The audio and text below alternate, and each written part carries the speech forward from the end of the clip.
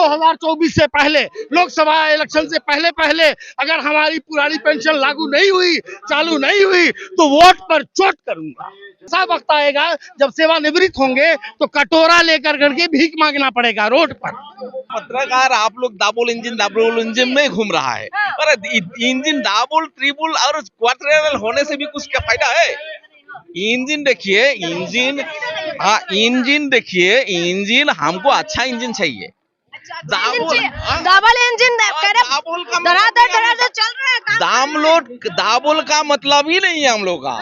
हम लोग का मतलब है अच्छा इंजन चाहिए जो अच्छा से चला सकता है, अच्छा से ले जा सकता है। दाबोल ट्रिबल होने का मतलब क्या है?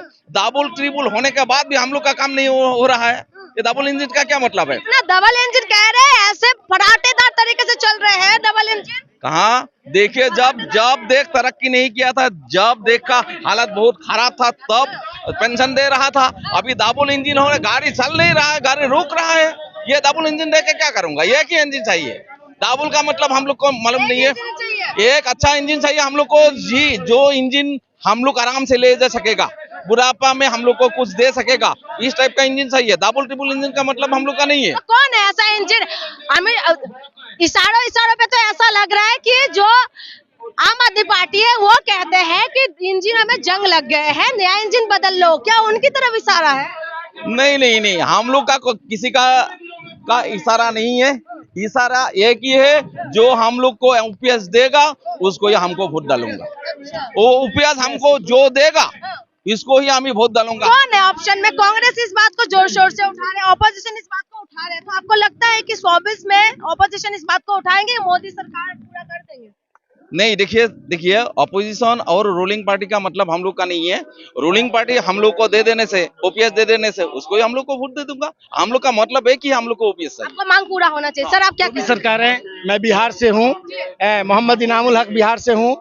मेरा ये कहना है कि 2024 से पहले 2030 तक अगर कोई भी गवर्नमेंट अगर जो भी मेरी ओपीएस मुझे देगी, पुरानी पेंशन देगी जो पहले से आई हुई है, 2004 के बाद अटल बिहारी वाजपेयी स्वर्गीय प्रधानमंत्री जी ने इसे समाप्त कर दिया और एनपीएस दे दिया। जब तक हमारी नौकरी है, तब तक जब तक हमें वेतन मिलता है, तब तक तो हमारा बहुत अच्छा है। उसके बाद हम भी समझिए स्वर्गवासी हो गए हैं एक तरह से, यानी जिंदगी स्वर्गवासी हो रहे हैं। सर कैसे बातें कर रहे हैं? ऐसी ही बात कर रहा हूँ कि जब मैं रिटायर करूंगा तो वो स्वर्गवासी की तरह रहूंगा। जब पेंशन ही मुझे नहीं मिलेगी तो मैं एक तरह से डेड माना जाऊंगा, मुर्दा।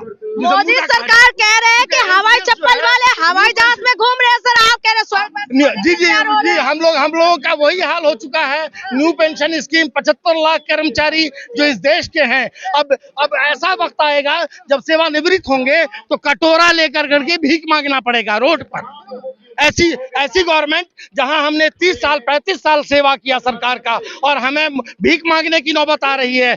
जो सरकार है, जो विधायक, जो मिनिस्टर, जो मंत्री, जो एमएलसी, एक बार नहीं, दो बार नहीं, 3 बार, 4 बार, 4 पेंशन वो उठा रहे हैं, उन पर कोई ये नहीं। और हम जो सरकारी कर्मचारी हैं, हमें एनपीएस कर दिया गया है, जो हम लोग भीख मांगने पर, अब सेवानिवृत्ति के बाद भीख मांगना ही हम लोग को पड़ेगा। कटोरा लेना, सरकार तो कह रहे हैं कि मालामाल हो गए जनता हो गई। सरकारी कर्मचारी हमारी जब से एनपीएस हुआ है 2004 के बाद से, तब से बहुत सारे कर्मचारी रिटायर हो गए हैं और आज भी वो भीख मांग रहे हैं।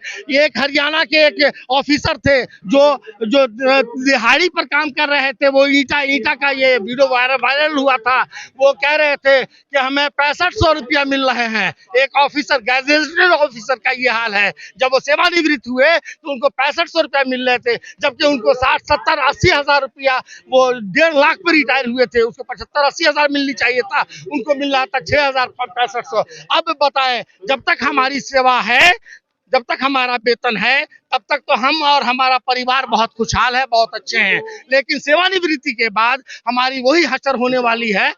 यानी कि समझिए कि बिल्कुल डेड बॉडी ही रहेगा हम लोग का। जब हमारे पास पैसे नहीं रहेंगे, जब इलाज के लिए पैसे नहीं रहेंगे, दवा के लिए पैसे नहीं रहेंगे, तो परिवार को चलाने के लिए पैसे नहीं रहेंगे, तो कौन हमारी इज्जत करेगा? जब सरकार हमारी इज्जत नहीं करेगी, हमारी मान मर्यादा जब सरकार नहीं रखेगी, तो और कौन रखेगा? इसलिए मैं सरकार से अनुरोध करता हूं कि अगर 2024 से पहले, लोकसभा इलेक्शन से पहले अगर हमारी पुरानी पेंशन लागू नहीं हुई, चालू नहीं हुई, तो वोट पर चोट करूंगा। यानी कि खुला चैलेंज है आपका। पूरा खुला चैलेंज है ये वोट। हाँ सर, इधर आ जाइए, इधर। हाँ, लेना, जब एनपीएस इतना बढ़िया है तो विधायक क्यों नहीं ले रहे हैं, मंत्री क्यों नहीं ले रहे हैं, एमएलसी क्यों नहीं ले रहे हैं, मिनिस्टर्स क्यों नहीं रहे हैं? जब एनपीएस इतना बढ़िया है तो सिर्फ कर्मचारी के लिए क्यों, बाकी मंत्रियों नेताओं के लिए क्यों नहीं? बस ये हमारा खुला चैलेंज। आप क्या कहेंगे?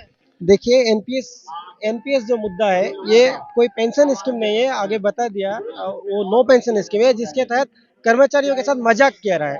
देखिए, 10 साल 15 साल सर्विस करके एक कर्मचारी को 200 300 600 पेंशन है। ये क्या मजाक चल रहा है कर्मचारियों के साथ?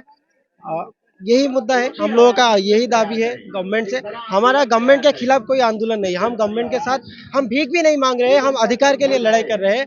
जो भी पार्टी हमारे मुद्दा को उठाएगा, उसी पार्टी के साथ हम रहेंगे, चाहे वो जो भी पार्टी। यानी कि 24 में बदलाव होगा। उत्तर प्रदेश के कई जिलों में हजारों हजार ऐसे कर्मचारी साथी हैं जिन्होंने 35 साल नियमित सेवा करके, और जब वो सेवानिवृत्त हुए तो उनको 255 रुपए, 475 रुपए, 888 रुपए उनको पेंशन दी जा रही है। पेंशन, आप पेंशन कहोगे क्या 275 रुपए को? क्या पेंशन कहोगे? ये सरासर कर्मचारी का मजाक है, ये सरासर कर्मचारी की बेइज्जती हो रही है, सरेआम नंगा करके भगाया जा रहा है उसे। अब वो कहाँ जाएगा अपने सर को छिपाने में? ना समाज में कोई इज्जत है, ना घर में कोई इज्जत है।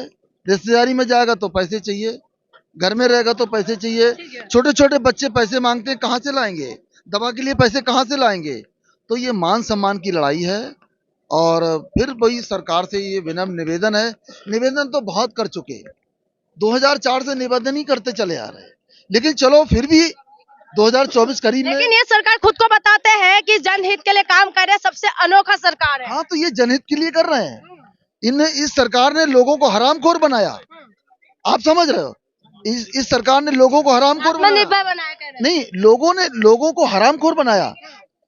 एक आदमी काम करने वाला है, उसको 50-50 किलो गेहूं चावल उसको घर में पहुंचाओगे आप निःशुल्क, और हम खरीद के खा रहे हैं। हमको 40 रुपए में आटा मिलेगा, उसको फ्री में मिलेगा। तो बाबा ही तो ले तो रहे हैं, 80 करोड़ लोगों को राशन दे के बाबा ही तो ले रहे हैं सरकार। मैडम, हम खरीद के खा रहे हैं, हमको 40 रुपए किलो आटा, उनको फ्री में दे रहे हैं, उनको पैसा भी दे रहे हैं, और हमारी पेंशन नहीं दे रहे हैं। हम कहाँ जाएंगे? उनके तो जिंदगी का इंतजाम कर रहे हो। लेकिन जिसने सरकार को, जो सरकार का अंग है, जो सरकार को चलाते हैं, आप उनको सरेआम नंगा करके सड़कों पे दौड़ा रहे हो। ठीक है, तो आप भी हैं इनके साथ? आइए, इधर आइए। सबसे थोड़ा सा बारिश से थोड़ा सा माइक को बचाना है हमें। हाँ, तो आप कहाँ से हैं? मैं लखनऊ से आया हूँ, राजधानी से, उत्तर प्रदेश की।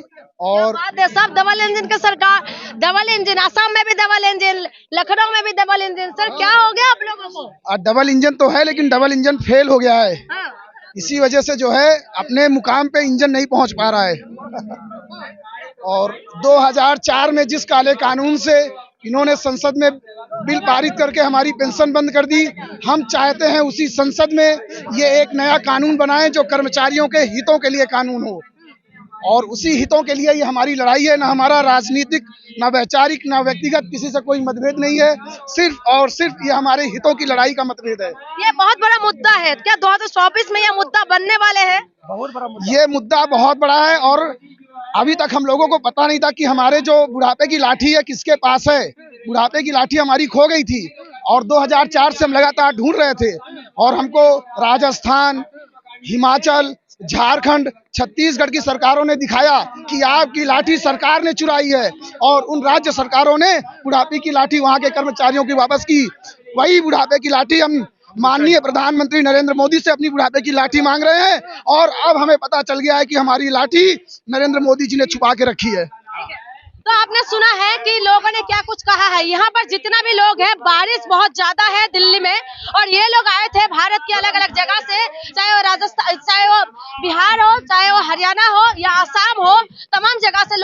पहुंचे हुए हैं और अपनी मांगों को लेकर यहाँ पर पहुंचे हैं। उनका मांग यही है कि पुरानी पेंशन स्कीम बहाल किया जाए। आप खुद समझिए, जो विधायक, जो MP, MLA बन जाते हैं, उसके बाद उनके लिए सारी फैसिलिटीज है, चाहे वो हवाई जहाज से लेकर ट्रेन की टिकट ले लो, चाहे वो घर का बिल से लेके हर चीज का फैसिलिटी उनको मिलते हैं। उनको पेंशन भी, एक पेंशन को छोड़ के दूसरा पेंशन, बार बार उनको पेंशन मिलते रहते हैं, लेकिन उसके बावजूद भी आप समझे कि उनको सारी चीजें मिलते हैं, लेकिन हमारी जो सरकारी कर्मचारी है उनको सारी फैसिलिटीज नहीं मिलते। तमाम परेशानी के साथ ये लोग अलग अलग जगह से यहाँ पहुंचे हैं। मौसम देखे कितना ज्यादा खराब है, उसके बावजूद भी बारिश में भीगते हुए ये लोग यहाँ पर प्रोटेस्ट करने के लिए मजबूर है कि कोई शायद सरकार ये बातें सुन ले। लेकिन चलाने वाला ये सरकार खुद कहते हैं कि हम सबके हित के लिए काम करते हैं, लेकिन आप खुद समझिए कि जो सरकार बार बार तान ठोक के ये कह रहे हैं कि हमने काम किया है, अगर काम किए हैं तो ये जनता सड़कों पे की